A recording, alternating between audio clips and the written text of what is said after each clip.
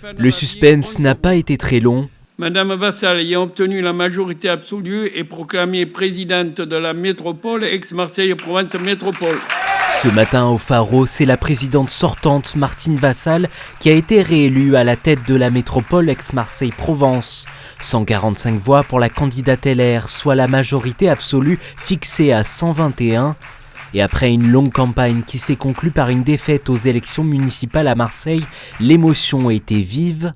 C'est vrai que la dernière fois, j'ai pas eu cette émotion, mais là j'avoue que j'ai une forte émotion, je peux pas vous le cacher. Désormais, pour la présidente, il faut réformer cette institution en métropole de projet et faire la distinction entre compétences stratégiques et compétences de proximité laissées aux mains des communes et des 6 territoires. J'ai une mission forte de réforme de la métropole pour faire de cette métropole une vraie métropole et qui vienne, et la réforme vienne des communes, des territoires, des élus locaux, des élus territoriaux et non pas qui nous soient imposés de je ne sais où.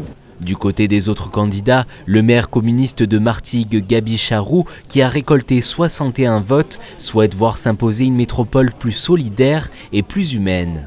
L'intérêt métropolitain, à mes yeux, n'est pas l'intérêt cumulé de toutes des 6 agglos et pire encore, des 92 communes. C'est pas possible de fonctionner comme ça. Il faut une véritable métropole, moi j'avais proposé ça, de solidarité, humaine, et puis surtout qu'on arrête de mettre en concurrence des territoires.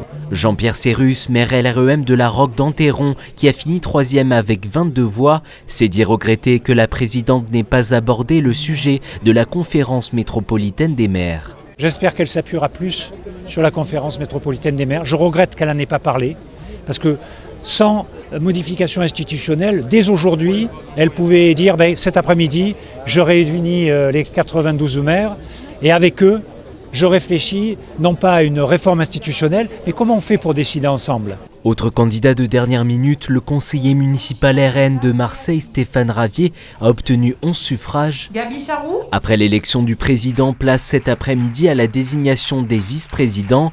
Et c'est Gérard Bramoulet, premier adjoint au maire d'Aix-en-Provence, qui figure en première place, comme une volonté de donner la parole au territoire métropolitain.